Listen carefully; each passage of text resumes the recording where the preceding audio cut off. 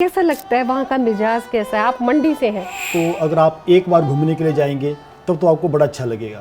लेकिन इसका नाम आपने पीताम्बर क्यों रखा? तो जो पीताम्बर शब्द है ये मेरा जन्म नाम है। सबकी जननी है कहलाती, पर सड़कों मोहल्लों और गलियों में आवारा नजर है आती। बचपन में हमें यह सिखाया है जाता, गाय है हम सब की माता। बहुत खूबसूरत किताब है दोस्तों, बदलता मौसम। मौसम का बदलता सा है नजारा।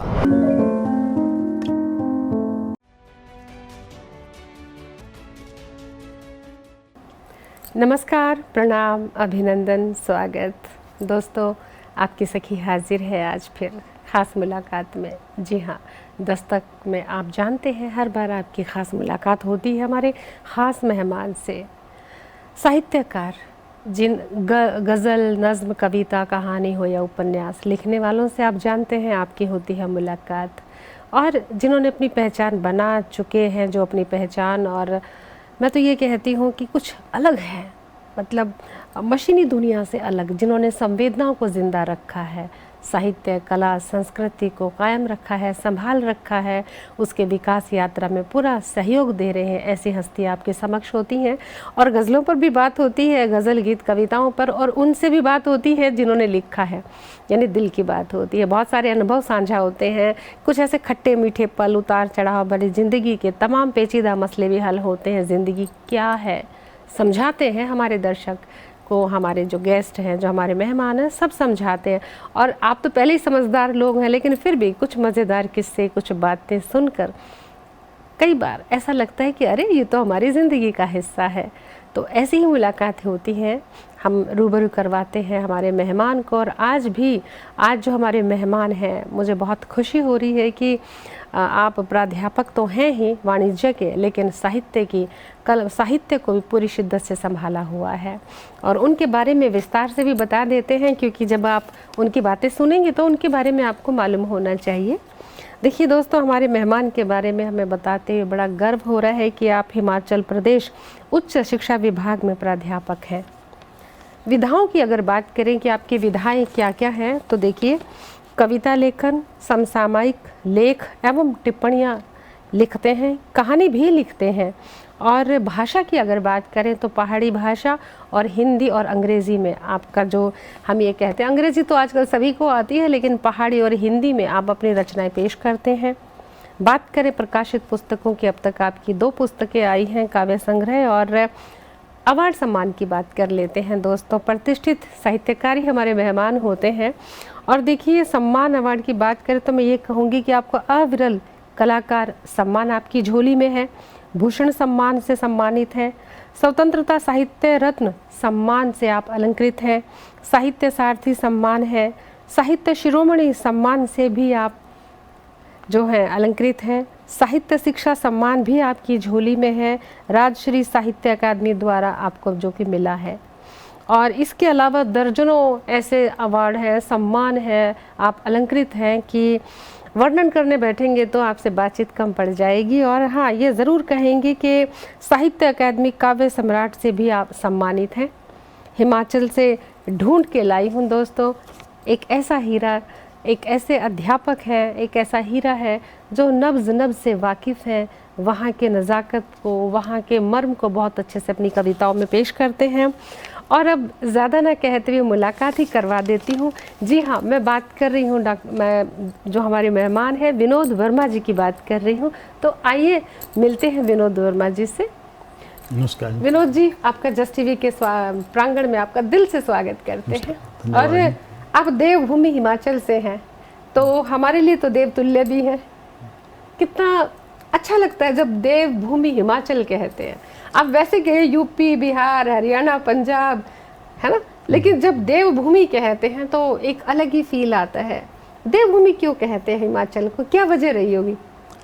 नमस्कार जी। देवता तो सब जगह वास करते हो, चाहे हरियाणा हो चाहे पंजाब हो। अगर हम बात करते हैं देवी देवताओं की, तो हिमाचल प्रदेश में जगह जगह पर आपको देवी देवताओं के मंदिर मिलेंगे जी। और लोगों की आस्था भी है, और तभी जाके हम बोलते हैं कि हमारी हिमाचल प्रदेश जो देवभूमि है, देवताओं का वास है। जब भी आप भगवान श्री कृष्ण की बात करते हैं अब भोलेनाथ शिव की बात करते हैं तो सभी भगवानों का हिमाचल प्रदेश से कोई ना कोई नाता है। लेकिन आपने एक बात बहुत अच्छी कही, वाकई जो आपने बात कही ना इसमें दम है कि जो जितने मोड़ आते हैं ना पहाड़ों पे, हर मोड़ पे एक मंदिर मिलेगा और खासकर माता रानी का, तो माता रानी का मंदिर मिलता है हर मोड़ पर, कभी हनुमान जी, शंकर जी, तो जितने भी हमारे हिंदू देवी देवता हर मोड़ पे जैसे थोड़ा सा मोड़ मुड़ेगा, जहाँ खाई थोड़ी सी नजदीक होगी उससे पहले एक मंदिर जरूर होगा।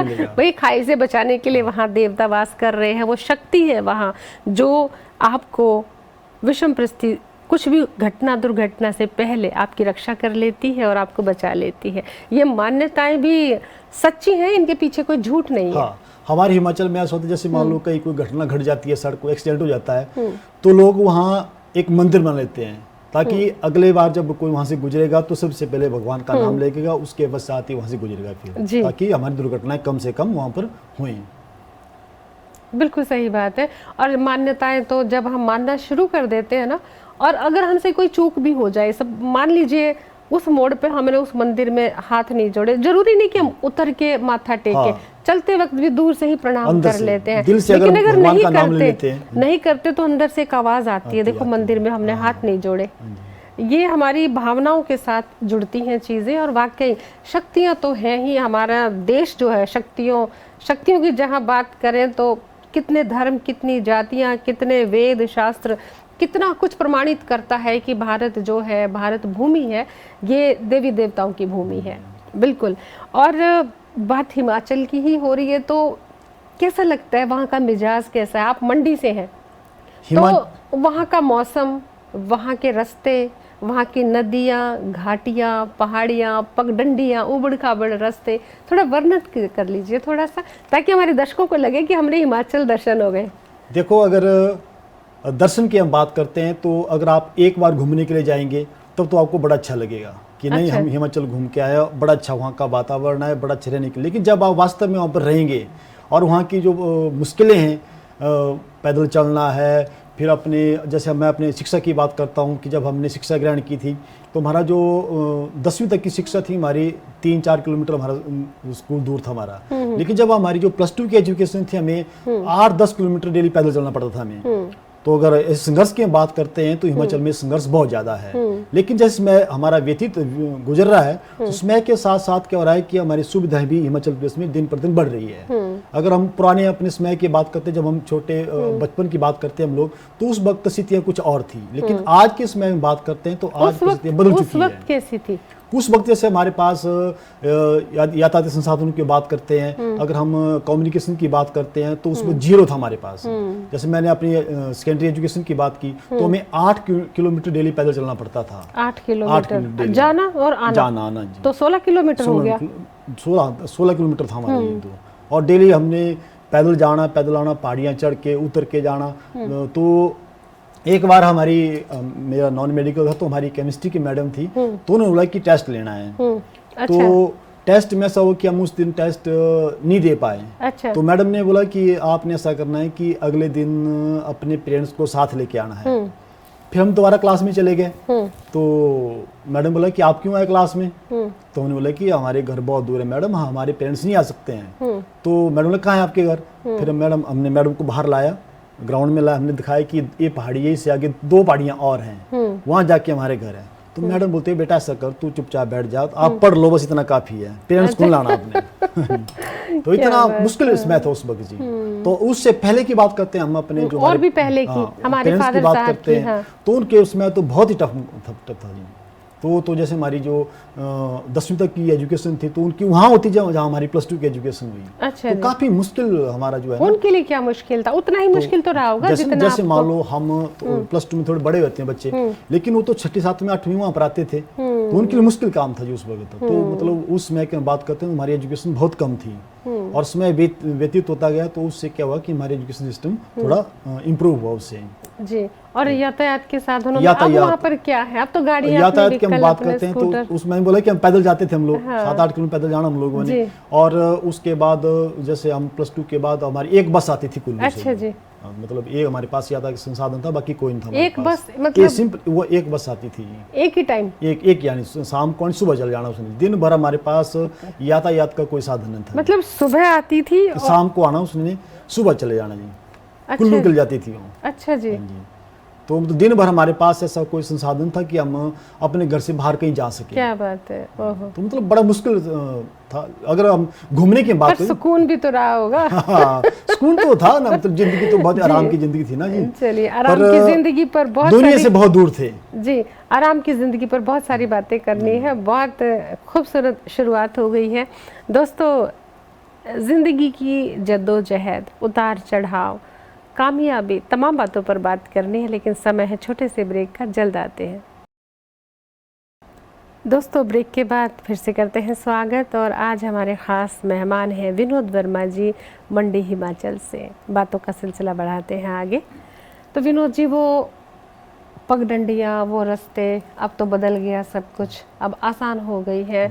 तो ये आसानी अच्छी लगती है या वो मुश्किलें ज़्यादा अच्छी लगती थी? हाँ, अगर हम आसानी की बात करते हैं तो उस वक्त तो हमारे पास एक मनोरंजन का साधन भी हो जाता था। जब पैदल जाते थे हम लोग तो बातें करते जाना हम लोगों ने, मतलब मेल मिलाप ज़्यादा था उस वक्त। अच्छा। लेकिन अगर आज की हम बात करते हैं तो हर आदमी अपनी अपनी गाड़ी में जाएगा या बस में जाएगा, तो मतलब उस तरह का जो हमारा भाईचारा था, प्रेम भाव था, वो दिन प्रतिदिन कम हो रहा है। तो हाँ, वो तो उस प्रकार का, जैसे हमारे पहले हमने स्कूल को पैदल जाना, अपनी बातें करते हुए, अपनी दोस्ती की बातें करते हुए, तो उससे क्या होता था कि हमारी दोस्ती और प्रगाढ़ होती थी, गुड़ होती थी।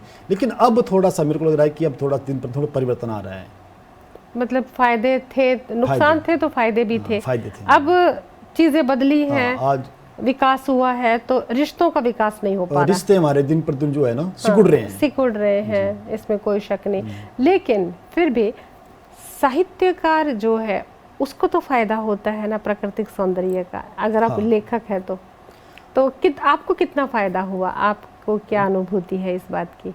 मेरे को तो जैसे मान लो हम घर से बाहर कहीं जाते हैं या मैं अपने समाज में देखता हूँ, तो जब भी मेरे को लगता है कि यहाँ पर कोई बात हो रही है तो वहाँ पर मेरे को मौका मिल जाता है कुछ लिखने का। जैसे मैं कहीं घूमने जाता हूँ, किसी भी क्षेत्र में घूमने गए हम लोग, तो वहाँ की प्राकृतिक सौंदर्य है उसको अपने शब्दों में क्या करता हूँ, ढाल लेता हूँ उसको मैं। या फिर हमारे समाज में मैं अपने गाँव की बात करता हूँ कि अब वो जो पहले वाला गाँव था वो गाँव नहीं रहा। अब हमारे गांव में दिन प्रतिदिन परिवर्तन हो रहा है। पहले हमारे गांव के लोगों का ज्यादा जीवन जो है गांव में बीतता था, लेकिन आज के समय क्या हो रहा है कि गांव के लोग शहर तरफ भाग रहे हैं और हमारा गांव जो है अब दिन प्रतिदिन जो है सुना पड़ रहा है जी। ये तो पूरे अब धीरे धीरे सब जगह ही हो रहा है। हर जगह गांव सुने हो रहे हैं। और हाँ, ये तो है। लेकिन वो जो कहते हैं ना कि आत्मीयता पुराने खंडर हुए घर में ही आती होगी।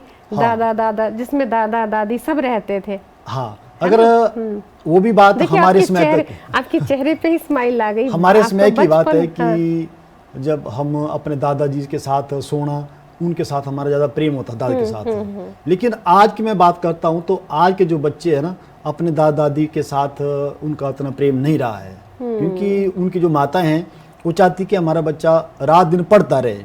अपन दादा के साथ जाएगा तो ये दादा इनके अनपढ़ हैं, ऐसा है, तो ये इनकी बातें सीख लेगा, तो मतलब उनसे दूर कर रहे हैं वो, तो जो कि हमारे बच्चों के लिए बहुत घातक सिद्ध हो रही है। और जबकि जो अनपढ़ होते हैं, भले उन्हें किताबी ज्ञान ना हो, लेकिन व्यवहारिक संस्कार उनके पास है, संस्कार है, व्यवहारिक ज्ञान है, दुनियादारी के तमाम बातें हैं। ये तो दादा दादी ही बताते आए हैं आज तक। मेरा तो ये कहना है कि जो हमारे गाँव के जो लोग हैं, जैसे हमारी माता बहनें कोई भी हैं, तो अपने बच्चों को ज़्यादा समय अपने उनके जो दादा दादी उनके साथ रहने दें उनको। मैं घर में भी ऐसा बोलता था, क्योंकि हमारे बच्चे हैं तो मैं भी उनको उनके दादा के साथ हमेशा रखता था। जाओ उनके पास, पढ़ाने की बात है तो थोड़ी देर पढ़ा लेते उनको, उसके बाद उनके पास सोना भी उनके पास था। क्या बात है। और आजकल तो ये चीज़ें बदल रही है ना, दुख होता है देखकर। चलिए, लेकिन हाँ, ये बात आपने बिल्कुल सही कही कि भूलते जा रहे हैं बिल्कुल। और दादा दादी के साथ बच्चे या दादा दादी तो ठीक ही है, माँ बाप के साथ भी बच्चे घुल मिल नहीं पा रहे हैं। अब तो बच्चों का कमरा सोने का अलग है और उनको ऐसे ट्रीट किया जाता है जैसे एकदम बंदिशों में, है ना। कुछ तो किताबी ज्ञान ने, स्कूलों ने, होमवर्क ने उनको बेचारों को वो कर दिया है। कुछ आजकल चीज़ें बदल रही हैं, जो बदलाव है, दोनों वर्किंग हो गए पेरेंट्स, तो उससे भी बड़ा बच्चे को नुकसान उठाना पड़ रहा है। जो पेरेंट्स हैं हमारे, वो भी अपने बच्चों को इतना समय नहीं दे रहे हैं, नहीं दे पा रहे हैं। माता का टाइम कुछ और है, नौकरी करने का, पिता कुछ और टाइम है, तो दोनों बिजी हैं और बच्चे उनके उसमें पिसते जा रहे हैं। और बच्चों को जो अब तो प्राध्यापक हैं तो स्कूल में पढ़ाते हैं, 12वीं क्लास को पढ़ाते हैं, +1 +2 को पढ़ाते हैं, तो आप तो बहुत ज़्यादा वाकिफ़ होंगे वहाँ के परिवेश, बच्चों की मानसिकता, बच्चों की सोच, हर चीज़ से आप, जाहिर सी बात है आपको काफ़ी अनुभव होगा, इसमें कोई शक नहीं। और मंडी से हैं आप अपने थोड़ा सा बता दीजिए वहाँ का खान पान क्या है आपके मंडी का। अगर मैं मंडी की बात करता हूँ तो हमारा जो एक देसी खान पान है हमारा, वो अलग है दूसरे जो हमारे दूसरे राज्य हैं। हमारा अगर हम ब्रेकफास्ट की जो आप बात करते हैं तो उसमें हम लोग चपाती या वो होता है हमारे पास जो सब्जी, ज़्यादातर लोग जो है चपाती दूध के साथ खा लेते हैं उसको। अच्छा। उसके बाद दोपहर में हमारे पास कोई बटूरू बनते हैं, कोई बटूरू तो आपको पता नहीं होगा उस चीज़ का। हाँ। आजकल हमारे जो सीजन है बटूरू में चला हुआ है कि जो गेहूं का आटा है उसको जैसे हम ब्रेड की तरह बनाते हैं उसको, अभी उसको गूंथा, उसके बाद थोड़ी देर रेस्ट किया उसको, उसमें बेकिंग पाउडर डाल के या जो हमारे पास होता है एक, और उसको 2-3 घंटे के बाद पश्चात उसको पकाना है, फिर बड़े ब्रेड की तरह बन जाते हैं वो। अच्छा जी, तो बटूरू है जी, बटूरू। फिर वो बटूरू खाते किसके साथ है? जैसे हमारे को सब्जी बन जाती है, आजकल भिंडी चली हुई है, या हमारे पास एक पतरोड़े, खेतों में जो सब्जियां, पतरोड़े होते हैं हमारे पास। पतरोड़े मतलब अरबी के जो पत्ते पे बेसन लगा के उसका रोल बना के फिर उसके कटलेट्स, वो पतोड़े हैं। तो वो भी हमारे पास एक नया खान पान है। पतोड़े बोलते हैं, पतरोड़े आप पतरोड़े बोलते हैं हिमाचल में, वैसे पतोड़े कई लोग पतोड़े बोलते हैं। उसके पास आज अगर मैं दूसरे व्यंजनों की बात करता हूँ, हमारे पास एक सेपू बड़ी होती है एक, और हमारे पास बदाना होता है मीठा, जो हमारी धाम बनती है उसमें, महा की दाल होती है, कढ़ी होती है। तो ये हमारे पास खान पान के हमारे पास व्यंजन है। तो उस परंपरा को, मतलब ये जो भोजन है दरअसल ये खुद का डिजाइन किया हुआ नहीं है मेन्यू, ये परंपरागत है। हाँ, और इसके जो फायदे होते हैं भोजन के भी, ये मुझे लगता है कि वहाँ की जलवायु की वजह से है। जहाँ का जलवायु, वहाँ की आबो हवा जैसी होगी तो उसका भोजन का जो तैयार प्रणाली है वो भी उसी के मुताबिक तैयार की जाती है। पर अब एक परिवर्तन आ गया अब जी, कि जो हमारे नई जनरेशन है वो इस जो हमारे पास जो परंपरागत व्यंजन है उससे दूर जा रहे हैं भी। जैसे आजकल हमारे पास हो गया कोई चाउमीन की तरफ दौड़ रहा है, कोई मोमो की तरफ दौड़ रहा है, कोई पिज्जा हो गया, उनकी तरफ दौड़ रहे हैं। मतलब उन जो हमारे परंपरागत व्यंजन है उनसे दूर जा रहे हैं। चलिए, हम सभी बातों को समझते हैं, और फिर भी चलो बाहर की कुछ चीजें खानी है तो कभी हफ्ते 10 दिन में खा लो, लेकिन हाँ, वो जो भटूरू आप बता रहे हैं वही किसी रेस्टोरेंट पे मिलेंगे? नहीं, कहीं नहीं मिलेंगे। जी, चलिए फिर आपके मंडी ही भेजेंगे सबको, आप ही के वहाँ भिजवाएंगे सभी को। चलिए अब कविताओं की बात करते हैं। आपकी 2 किताबें आई हैं, बहुत खूबसूरत किताबें हैं, इन पर बात करेंगे। फिर भी एक सवाल मैं हमेशा सभी से पूछती हूँ, लिखना कब से शुरू किया? लिखने की बात है जब मैं BSc सेकेंड ईयर में पढ़ता था। अच्छा जी। तो हमारे स्कूल कॉलेज में एक पहाड़ी विभाग होता है, मैगजीन छपती है हमारी एक, तो उसमें एक मैगजीन का जो पहाड़ी सेक्शन का एक एडिटर बनना था। तो मेरे मन में कुछ ऐसी इच्छा है कि क्यों ना मैं भी एडिटर बन जाऊं। तो हम भी गए सर के पास, के सर ने बोला कि देखो इसके लिए कंपटीशन होगा, पहले टेस्ट होगा, पहले जो टेस्ट पास करेगा उसी को हम एडिटर बनाएंगे। फिर हम भी टेस्ट में बैठ गए, तो टेस्ट हुआ, उन्होंने बोला कि आप 1 पेज लिखो पहाड़ी में। हमने लिख दिया। सर ने जब देखा तो अरे लिखा तो आपने बड़ा अच्छा है अभी, तो आप तो अभी सेकंड ईयर के हैं, आपको तो एडिटर नहीं बनाएंगे अभी। अच्छा। एडिटर तुम्हारा फाइनल का बनेगा। तो मैंने ठीक है सर, तो आपने अगले साल आना दोबारा भी। अगले साल मैं दोबारा भी गया, फिर उन्होंने बोला कि हाँ जी इस बार तो आपको एडिटर बनाए, क्योंकि आपने फिर साल अच्छा लिखा था, एडिटर बन गया। फिर उसी दिन से मेरे को लगा कि मेरे को कुछ ना कुछ लिखना चाहिए। अच्छा। और लिखते लिखते लिखते जो उसके बाद मैंने बीएड की, बीएड में मैंने वही वहाँ पर मैं जो हमारा कॉलेज की मैगजीन उसका मैं एडिटर बना जी। फिर वहाँ से उस दौरान मैंने 1-2 कविता भी लिखी, लेकिन बात ऐसी हुई कि कविता तो लिख दी मैंने पर छपवानी कहाँ। अच्छा जी, इस चीज का कि पता ये हमारे नहीं पास था। इस प्रकार के संसाधन थे, कम थे और जानकारी नहीं थी। फिर 2-4 कविताएं लिखी मैंने, फिर एक तो मैंने उसमें जो हमारी कॉलेज की मैगजीन्स में उसमें छपवा दी मैंने। लेकिन फिर मेरे को लगा कि यार भाई अब कहीं ना कहीं छपनी चाहिए, उससे क्या होता है कि हमारा मनोबल तो और बढ़ता है, उससे मनोबल बढ़ता है और लिखने का जज्बा भी आता है। फिर और खुद में प्राउड फील आता होगा, अरे सब देखेंगे मैगजीन में उसने किया, प्राउड की वो बात एडिटर है, नहीं खुद की हाँ। नहीं वो देखिए पता है क्या होता है, रुतबे की बात होती है। आप 60 साल के बाद कुछ बनते हैं तो कहते हैं अच्छा वो बना, ठीक है। लेकिन जब आप कम उम्र में बनते हैं तो आप सबको बताते मैं एडिटर हूँ, और जो भी देखता है वो कह अरे ये राइटर है, क्या बात है। मतलब जो बचपन में प्रोत्साहन मिलता है ना, बाद में तो कोई कितना भी प्रोत्साहित कर ले कोई फर्क नहीं पड़ता, वो तो खुद की मोटिवेशन होती है। लेकिन बचपन का प्रोत्साहन बहुत खुशी देता है और आगे कुछ करने का जज्बा आता है।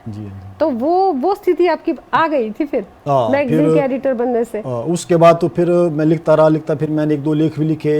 मैंने उसके बाद जो हमारे वहाँ के न्यूज़पेपर उसमें भेजा मैंने, लेकिन उन्होंने उसमें तवज्जो दी उसको। फिर लिखता थोड़ा बहुत कभी कभार। फिर ऐसा हुआ जैसे 2.5-3 साल पहले की बात है कि मेरे फ्रेंड है एक जो बिलासपुर कॉलेज में प्रोफेसर है वो, तो उनसे मेरा कांटेक्ट हुआ। मैंने उनकी फेसबुक में देखा कि उनकी कहीं कविता छपी हुई थी। फिर मैंने उनसे कांटेक्ट किया, मैंने भाई साहब ऐसा है कि आपकी कविता छप रही है कुछ, तो मेरे को बताओ कि कविता छपानी कहाँ है। फिर उन्होंने ठीक है मैं आपको लिंक भेजता हूँ एक, उसमें अपने भेजना अपनी कविता। फिर उसके पश्चात फिर मतलब स्पीड अप हो गया मेरा काम सारा। फिर हमारी एक जयदीप पत्रिका है जी, मैं विनोद जी बहुत सारी बातें हमें करनी है, कविताओं पे भी करनी है और आपकी बात भी पूरी सुननी है, लेकिन समय है छोटे से अंतराल का।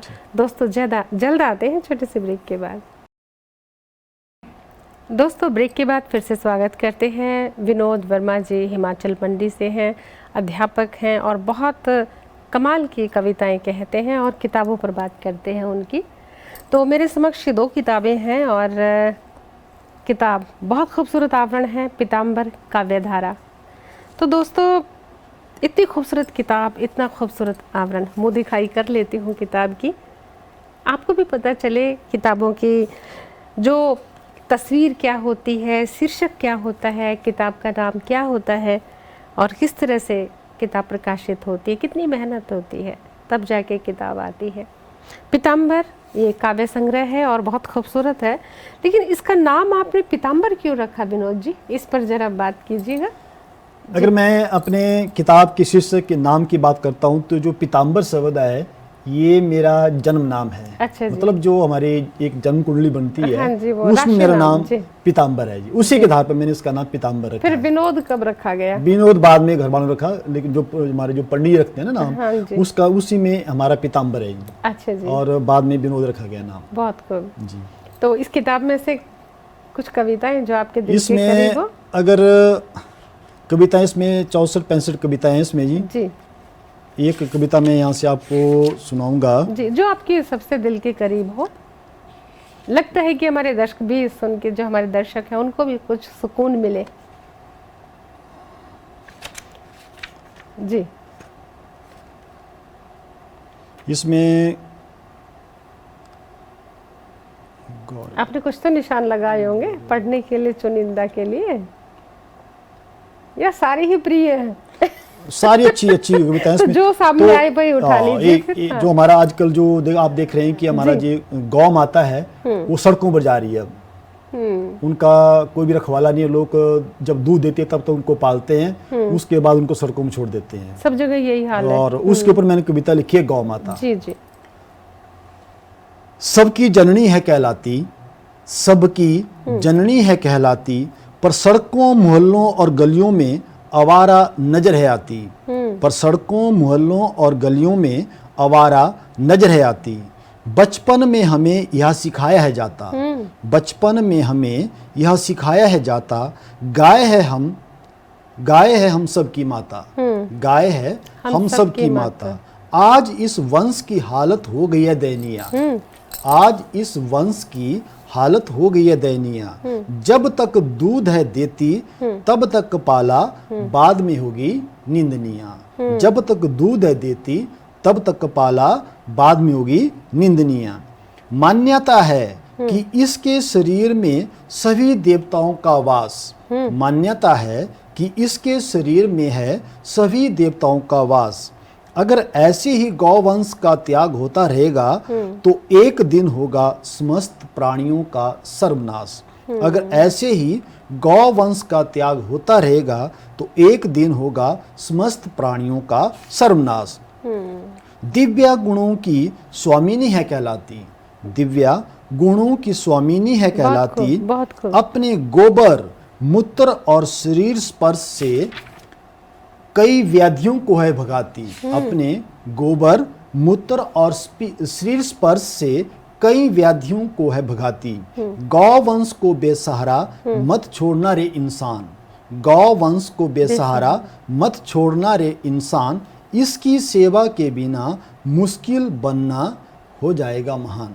इसके सेवा के बिना मुश्किल हो जाएगा बनना महान। तो ये मेरी कविता है बहुत बढ़िया गौ माता के ऊपर जी। और मैं तो इस बारे में एक बात और कहना चाहूंगी। ठीक है, जब वो दूध दे रही है हाँ जी, तो दूध मिल रहा है, लेकिन दूध नहीं दे रही है तो उसके जो बाकी के गुण हैं कि उसको स्पर्श करने से आपकी बीमारियां ठीक होती हैं, पॉजिटिव एनर्जी आती है, और सांस संबंधी और बहुत सारी हमारी बीमारियों का भी कई रोगों का इसमें इलाज है। लेकिन क्या ये लोग भूल जाते हैं जब दूध छोड़ देते, जब उसको छोड़ देते हैं तो भूल जाते हैं।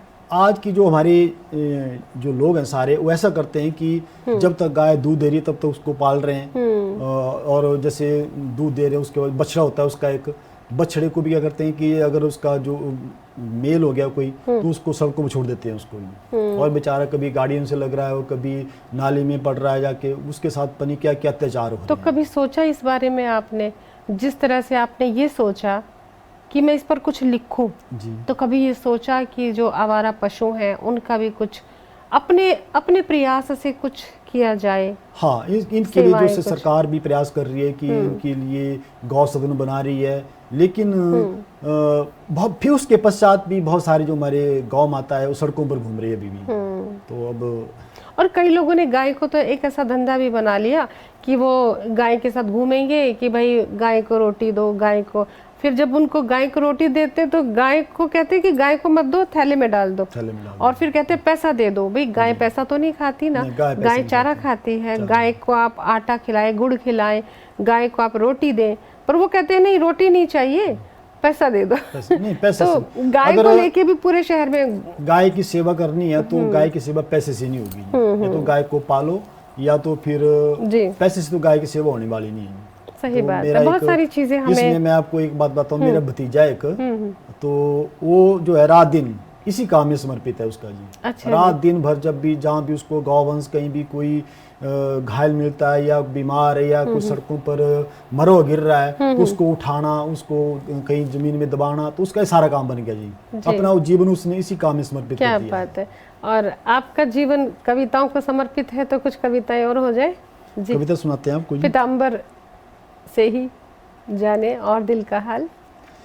अभी आजकल के जो हमारी एक चिड़िया है, एक गौरैया जी, गौरैया जो दिन प्रतिदिन क्या हो रही है, लुप्त हो रही है, लुप्त हो गई। हाँ, तो उसके ऊपर मैंने कविता लिखी है जो हमारे घरों में भी रहती है। ये जो गौरैया है, भूरी चिड़िया, आवाजें चहचहाती थी, वो गायब होने की वजह क्या है? कि ये जो हमारा ये जो सारा जो कम्युनिकेशन इसके कारण जो रेज आ रही है, उस रेज के कारण से क्या हो रहा है, इनका जो लाइफस्टाइल है ना वो बदल रहा है और कहीं और जाके भाग रही है या मर रही है। और देखिए चिड़िया खत्म हो रही है उनकी रेंज में आके, और इंसान हर वक्त मोबाइल को अपने सीने से लगा के रखता है।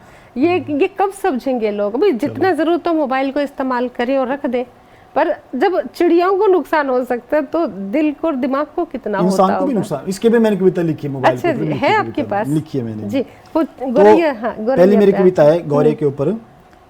हमारे घर में रहती एक मेहमान, हमारे घर में रहती एक मेहमान, गौरैया है उसका नाम, गौरैया है उसका नाम, सुबह सुबह हमें जगाती, सुबह सुबह हमें जगाती, चीं चीं करके मधुर राग है सुनाती, चीं चीं करके मधुर राग है सुनाती, आंगन में दाना है चुगती, आंगन में दाना है चुगती, आसमान में दूर तक है उड़ती, आसमान में दूर तक है उड़ती, थक जाने पर फिर वापिस है आती, थक जाने पर फिर वापिस है आती, थोड़ी देर अपने घोंसले में आराम है जताती, थोड़ी देर अपने घोंसले में आराम है जताती।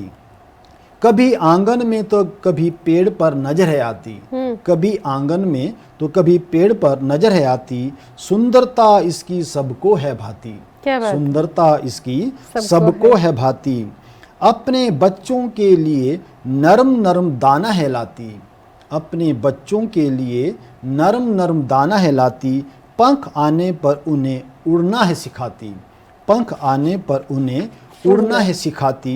गौरया आज कम आ रही है नजर, गौरया आज कम आ रही है नजर। शायद इन पर भी पड़ गया है वातावरण का असर, शायद इन पर भी पड़ गया है वातावरण का असर। गर इस प्रजाति को है बचाना, गर इस प्रजाति को है बचाना। घर में एक घोंसला भी इसके लिए है बनाना, क्या बात है? घर में एक घोंसला भी इसके लिए है बनाना। वाह वाह, तो यह मेरी गौरया ये की कविता। बहुत खूबसूरत संदेश भी है विनोद जी। और जैसे गाय के ऊपर आपने कविता लिखी, चिड़ैया पे भी लिखी, और भी बातों पर बात करेंगे दोस्तों, लेकिन समय छोटे से ब्रेक का है, जल्द आते हैं लौटकर ब्रेक के बाद।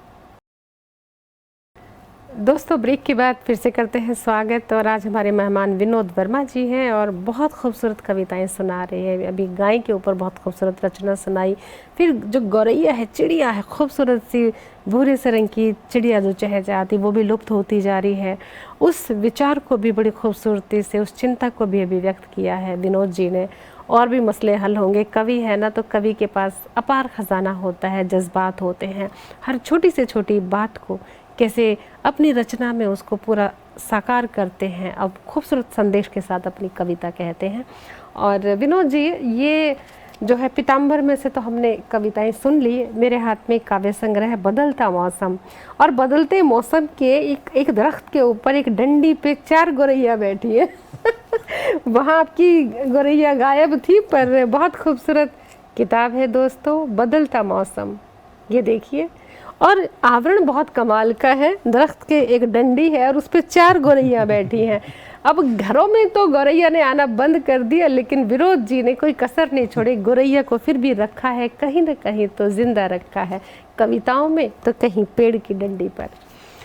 इसी तरह से अगर विचार इंसान के जो है, ये विचारधारा अगर कायम रहेगी तो लोगों का नज़रिया बदलना शुरू हो जाएगा। और नज़रिया बदलने का काम राइटर की नज़र का होता है।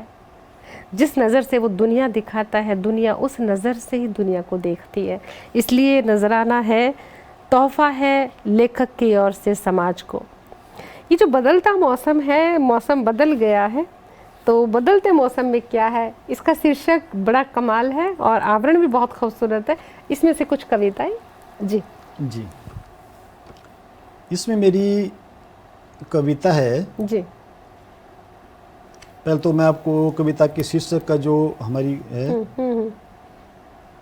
बदलता मौसम जी, तो ये मेरी कविता है जी। थोड़ा आवाज़ कम कीजिएगा, आवाज़ माइक जी। कविता का हमारी किताब का नाम बदलता मौसम है, तो इसके आधार पर मैंने कविता लिखी है एक बदलता मौसम जी। स्वागत। क्योंकि आप देख रहे हैं आजकल कि सर्दियों में गर्मी हो रही है और गर्मियों में सर्दी हो रही है, गर्मी में बर्फ पड़ रही है, तो इसी के आधार पर मैंने कविता लिखी है बदलता मौसम जी। मौसम का बदलता सा है नज़ारा, मौसम का बदलता सा है नज़ारा, शायद इसमें दोष लग रहा है हमारा जी, शायद इसमें दोष लग रहा है हमारा। सर्दी के मौसम में सूखे से हैं हालात जी, सर्दी के मौसम में सूखे से हैं हालात। चहुं ओर है धूड़ धमाल, वर्षा से नहीं कोई मुलाकात जी। चहुं ओर है धूड़ धमाल, वर्षा से नहीं हुई कोई मुलाकात। सूखी ठंड ने सोचने को कर दिया है मजबूर, सूखी ठंड ने सोचने को कर दिया है मजबूर। रात को रजाई से हाथ बाहर निकालने को मन नहीं करता हजूर, रात को रजाई से हाथ बाहर निकालने को मन नहीं करता हजूर।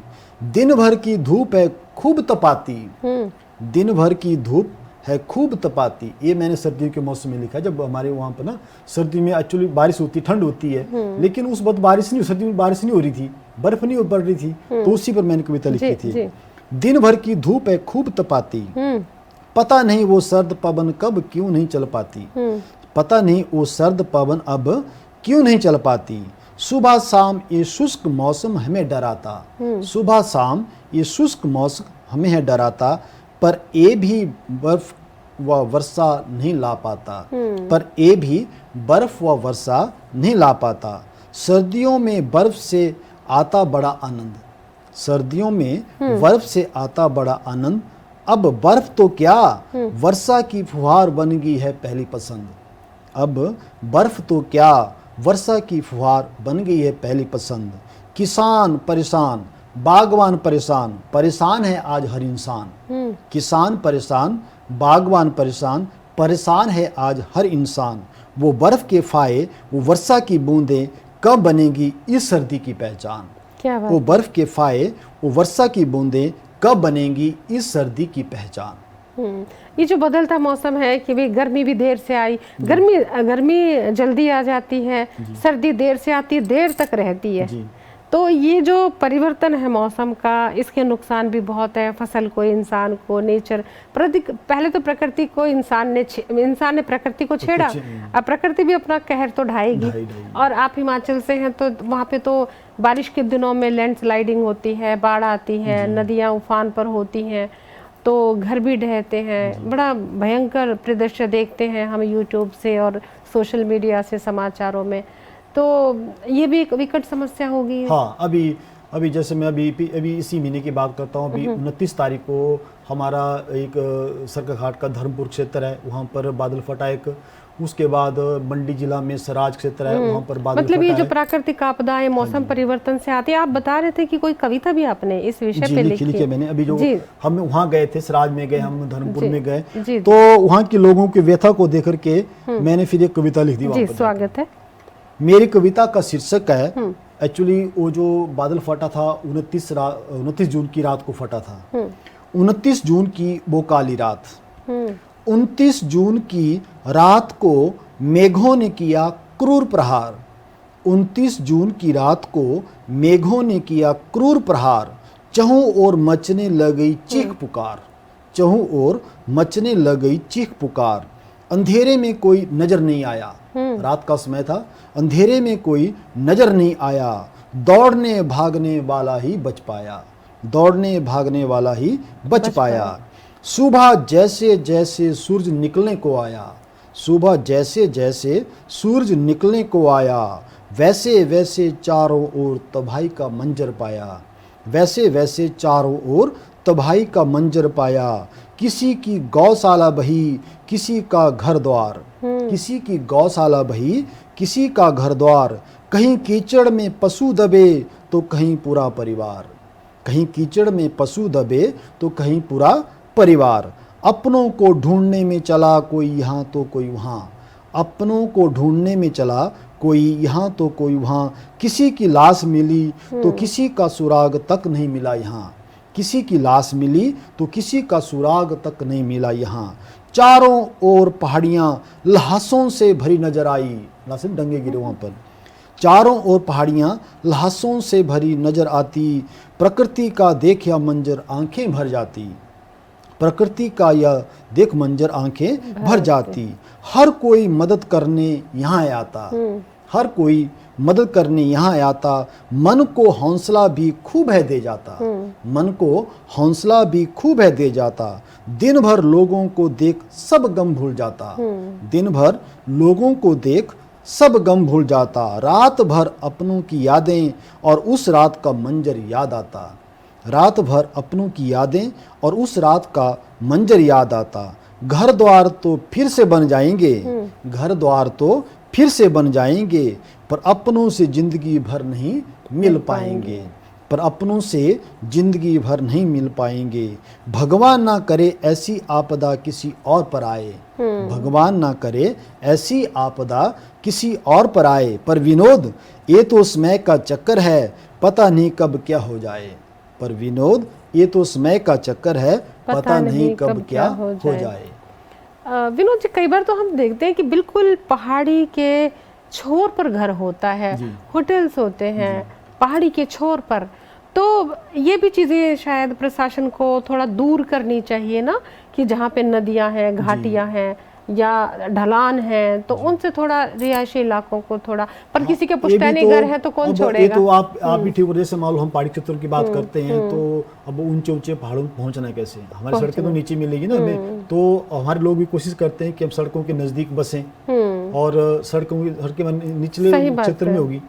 तो अब ये तो इसमें तो क्या बोल सकते हैं ना जी, अब सभी तो बोलते हैं कि हमने अपने घर नदी नालों से दूर बनाओ, लेकिन ऊपर पहाड़ियों पर जब घर बनेंगे तो वहाँ पर माल मटेरियल ढोने के लिए समय लगेगा, सड़कें बनाने के लिए समय लगेगा, समय तो लगेगा। इसको और वो जो घर है वो पुश्तैनी भी होते हैं, पुश्तैनी भी हैं जी। तो कौन छोड़ना चाहेगा। कौन छोड़ना चाहता लोग है। ये सोचते हैं कि देखी जाएगी, देख लेंगे, हाँ, है ना, और फिर देखा भी जाता है।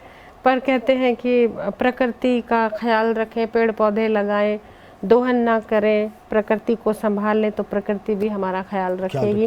कहीं ना कहीं इंसान ने ही अपना बेड़ा गर्क खुद ही किया है, स्वयं किया है। तो चलिए, लेकिन साहित्य एक ऐसी विधा है कि साहित्य के माध्यम से बहुत खूबसूरत संदेश देना और मार्गदर्शन करना, प्रेरणा देना और सचेत करना, तमाम काम जिम्मेदारी साहित्यकार की है।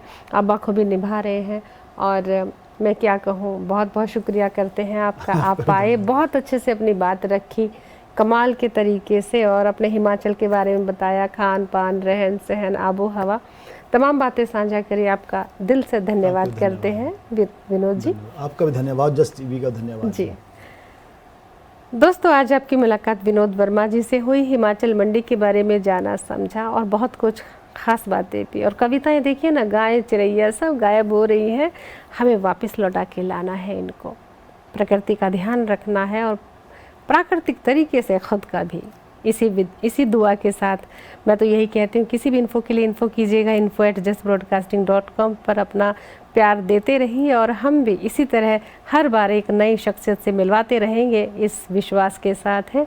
और जाते जाते बस इतना ही कि अब विनोद जी को और मुझको, हम दोनों को दीजिए अनुमति। नमस्कार।